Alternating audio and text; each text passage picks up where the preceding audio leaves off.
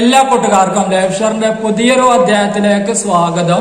ഇന്നത്തെ ഈ വീഡിയോയിലൂടെ നിങ്ങളുമായിട്ട് ഷെയർ ചെയ്യാൻ പോകുന്നത് +2 പൊളിറ്റിക്കൽ സയൻസിലെ ഓരോ പാഠങ്ങളെയും ബേസ് ചെയ്തുകൊണ്ട് ഇമ്പോർട്ടൻസ് കൊടുത്ത് പഠിക്കേണ്ട ഭാഗങ്ങളാണ്. അപ്പോൾ 1 മുതൽ 5 വരെയുള്ള അധ്യായങ്ങളെ ബേസ് ചെയ്തുകൊണ്ട് പഠിക്കേണ്ട പ്രധാനപ്പെട്ട ഫോക്കസ് ഏരിയ കാര്യങ്ങളും അതേപോലെ തന്നെ നോൺ ഫോക്കസ് ഏരിയ കണക്ക് ഉൾപ്പെടുത്തിക്കൊണ്ടുള്ള വീഡിയോസ് നിങ്ങൾക്ക് ചെയ്തിട്ടുണ്ട്. ആ ഒരു വീഡിയോ ലിങ്ക് കണക്കത്തെ ഡിസ്ക്രിപ്ഷൻ ബോക്സിൽ കൊടുക്കുകയും ചെയ്തിട്ടുണ്ട്. അപ്പോൾ അവിടെ പറഞ്ഞിരിക്കുന്ന ആ ഒരു കാര്യങ്ങൾ മാത്രമായിട്ട് നിങ്ങൾ പഠിക്കുകയാണെങ്കിൽ നല്ലൊരു മാർക്ക് സ്കോർ ചെയ്തെടുക്കാൻ നിങ്ങൾക്ക് സാധിക്കുന്നതാണ്.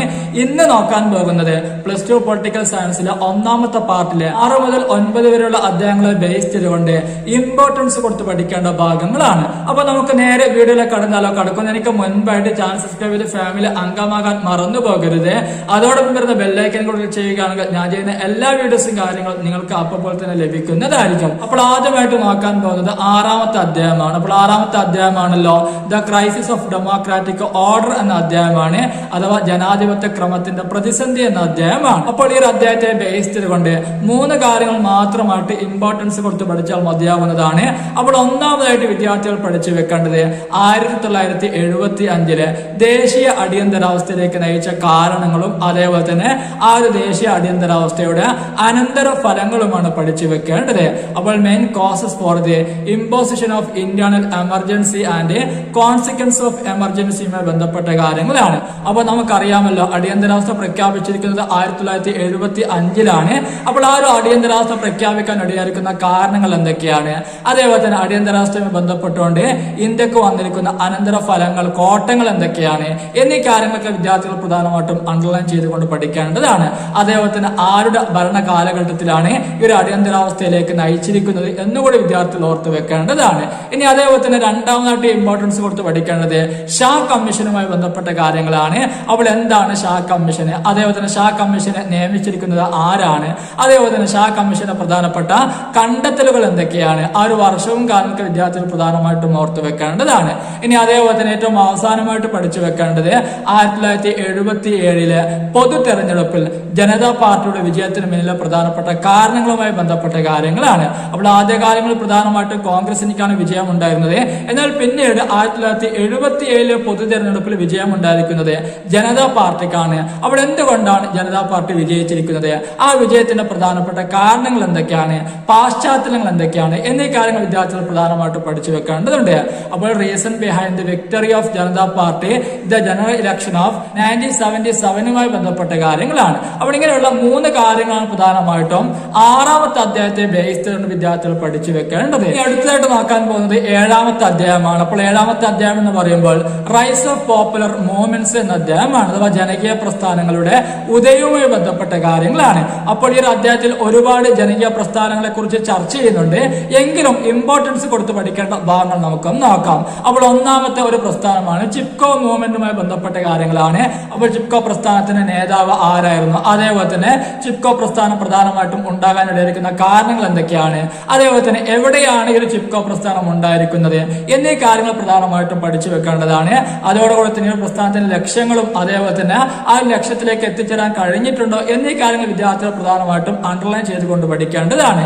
ഇനി അതേപോലെ തന്നെ രണ്ടാമത്തെ മറ്റൊരു പ്രസ്ഥാനമാണ് ആന്റി അറാഖ് മൂവ്മെന്റ് ആണ്, അഥവാ ചാരായ വിരുദ്ധ പ്രസ്ഥാനമാണ്. അപ്പോൾ ചാരായ വിരുദ്ധ പ്രസ്ഥാനം തുടങ്ങാനുള്ള കാരണം എന്താണ്, എവിടെയാണ് തുടങ്ങിയിരിക്കുന്നത്, അതേപോലെ തന്നെ ചാരായ വിരുദ്ധ പ്രസ്ഥാനത്തിലൂടെ പ്രധാനമായിട്ടും അവർ നേടിയിരിക്കുന്ന നേട്ടങ്ങൾ എന്തൊക്കെയാണ് എന്നീ കാര്യങ്ങൾ വിദ്യാർത്ഥികൾ പഠിച്ചു വെക്കേണ്ടതാണ്. അതേപോലെ തന്നെ ഏറ്റവും അവസാനമായിട്ട് പഠിക്കേണ്ട മറ്റൊരു ഭാഗമാണ് ഒരുപാട് ജനകീയ പ്രസ്ഥാനങ്ങൾ ഉണ്ടല്ലോ. അപ്പോൾ ആ ഒരു ജനകീയ പ്രസ്ഥാനങ്ങളിൽ നിന്നും നമുക്ക് ലഭിച്ചിരിക്കുന്ന പാഠങ്ങൾ എന്തൊക്കെയാണ് എന്നീ കാര്യങ്ങൾ വിദ്യാർത്ഥികൾ എന്താണ് ഒരു ഔട്ട്കം ആയിട്ട് പഠിച്ചു വെക്കേണ്ടതാണ്. അപ്പോൾ lessons from the popular movements, അഥവാ ജനകീയ പ്രസ്ഥാനങ്ങളിൽ നിന്നും നമുക്ക് ലഭിച്ചിരിക്കുന്ന പാഠങ്ങളുമായി ബന്ധപ്പെട്ട കാര്യങ്ങളാണ്. അപ്പോൾ ഇങ്ങനെയുള്ള 3 കാര്യങ്ങളാണ് പ്രധാനമായിട്ടും 7ാമത്തെ അധ്യായത്തെ ബേസ് ചെയ്തുകൊണ്ട് വിദ്യാർത്ഥികൾ ഇമ്പോർട്ടൻസ് കൊടുത്ത് പഠിക്കേണ്ടതുള്ളൂ. ഇനി അടുത്തായിട്ട് നോക്കാൻ പോകുന്നത് 8ാമത്തെ അധ്യായമാണ്. അപ്പോൾ 8ാമത്തെ അധ്യായമാണല്ലോ റീജിയണൽ ആസ്പിറേഷൻസ് എന്ന അധ്യായമാണ്, അഥവാ പ്രാദേശിക അഭിലാഷങ്ങൾ എന്ന അധ്യായമാണ്. അപ്പോൾ ഈ ഒരു അധ്യായത്തെ ബേസ് ചെയ്തുകൊണ്ട് പഠിക്കേണ്ട വിദ്യാർത്ഥികൾ പ്രധാനമായിട്ടും 5 കാര്യങ്ങൾ ഇമ്പോർട്ടൻസ് കൊടുത്ത് പഠിക്കേണ്ടതാണ്.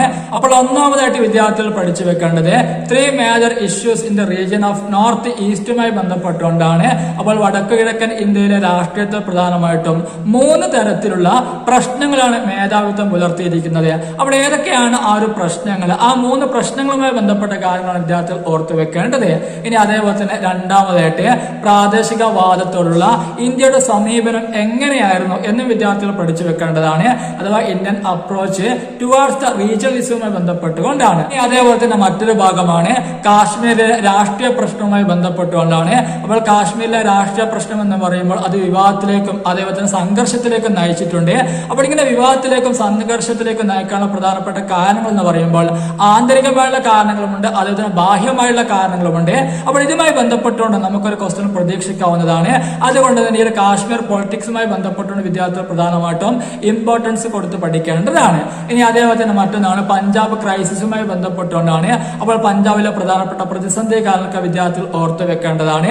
അതേപോലെ തന്നെ ഏറ്റവും അവസാനമായിട്ട് DMK എന്ന് പറയുന്ന സംഘടന ഉണ്ടല്ലോ, അപ്പോൾ ആ ഒരു സംഘടനയുമായി ബന്ധപ്പെട്ട കാര്യങ്ങളാണ്. അപ്പോൾ ഇങ്ങനെയുള്ള 5 കാര്യങ്ങളാണ് പ്രധാനമായിട്ടും 8ാമത്തെ അധ്യായമായിരിക്കുന്ന റീജിയണൽ ആസ്പിറേഷൻസ് എന്ന അധ്യായത്തെ ബേസ് ചെയ്തിട്ടുള്ള വിദ്യാർത്ഥികൾ ഇമ്പോർട്ടൻസ് കൊടുത്തുകൊണ്ട് നോക്കി വെക്കേണ്ടത്. ഇനി അടുത്തായിട്ട് നോക്കാൻ പോകുന്നത് പാർട്ട് 1 ഏറ്റവും അവസാനത്തെ അധ്യായമാണ്. അപ്പോൾ ഏറ്റവും അവസാനത്തെ 9ാമത്തെ അധ്യായമാണല്ലോ recent developments in Indian politics എന്ന അധ്യായമാണ്. അഥവാ ഇന്ത്യൻ രാഷ്ട്രീയത്തിലെ സമീപകാല സംഭവ വികാസങ്ങളുമായി ബന്ധപ്പെട്ടുകൊണ്ടാണ്. അപ്പോൾ ഈ അധ്യായത്തിൽ പ്രധാനമായിട്ടും 3 കാര്യങ്ങളാണ് വിദ്യാർത്ഥികൾ ഓർത്തു വെക്കേണ്ടത്. ഒന്നാമതായിട്ട് 5 major developments in Indian politics in 1990s ബന്ധപ്പെട്ടുകൊണ്ടാണ്. അപ്പോൾ 1990-കൾക്ക് ശേഷം ഇന്ത്യൻ രാഷ്ട്രീയത്തെ സ്വാധീനിച്ചിരിക്കുന്ന പ്രധാനപ്പെട്ട 5 സംഭവ വികാസങ്ങളുണ്ട്. അപ്പോൾ ആ ഒരു 5 സംഭവ വികാസങ്ങളാണ് വിദ്യാർത്ഥികൾ പ്രധാനമായിട്ടും പഠിച്ചു വെക്കേണ്ടത്. ഇനി അതേപോലെ തന്നെ രണ്ടാമതായിട്ട് പഠിച്ചു വെക്കേണ്ടത് മണ്ഡൽ കമ്മീഷനുമായി ബന്ധപ്പെട്ട കാര്യങ്ങളാണ്. അപ്പോൾ ആരാണ് മണ്ഡൽ കമ്മീഷനെ നിയമിച്ചിരിക്കുന്നത്? മണ്ഡൽ കമ്മീഷൻ പ്രധാനമായിട്ടും ഏതിനെ ലക്ഷ്യമാക്കിയിട്ടാണ് ഉണ്ടാക്കിയിരിക്കുന്നത് എന്നീ കാര്യങ്ങൾ പ്രധാനമായിട്ടും വിദ്യാർത്ഥികൾ പഠിച്ചു വെക്കേണ്ടതാണ്. ഇനി അതേപോലെ തന്നെ ഏറ്റവും അവസാനമായിട്ട് അയോധ്യ ഡിസ്പ്യൂട്ടുമായി ബന്ധപ്പെട്ട കാര്യങ്ങളാണ്. അപ്പോൾ അയോധ്യയിലെ തർക്ക വിഷയങ്ങളെ കാര്യങ്ങളെ ഒക്കെ വിദ്യാർത്ഥികൾ പ്രധാനമായിട്ടും പഠന വിധേയമാക്കേണ്ടതുണ്ട്. അപ്പോൾ ഇങ്ങനെയുള്ള 3 കാര്യങ്ങളാണ് പ്രധാനമായിട്ടും 9ാമത്തെ അധ്യായത്തെ ബേസ് ചെയ്തുകൊണ്ട് വിദ്യാർത്ഥികൾ പഠിക്കേണ്ടതുള്ളൂ. അപ്പോൾ ഇത്രയും കാര്യങ്ങളാണ് +2 പൊളിറ്റിക്സിലെ 1 മുതൽ 9 വരെയുള്ള അധ്യായങ്ങളെ ബേസ് ചെയ്തുകൊണ്ട് ഇമ്പോർട്ടൻസ് കൊടുത്ത് പഠിക്കേണ്ട ഭാഗങ്ങൾ. അപ്പോൾ ഓരോ പാഠങ്ങളെയും ബേസ് ചെയ്ത് പഠിക്കേണ്ട ഭാഗങ്ങളൊക്കെ മനസ്സിലായല്ലോ.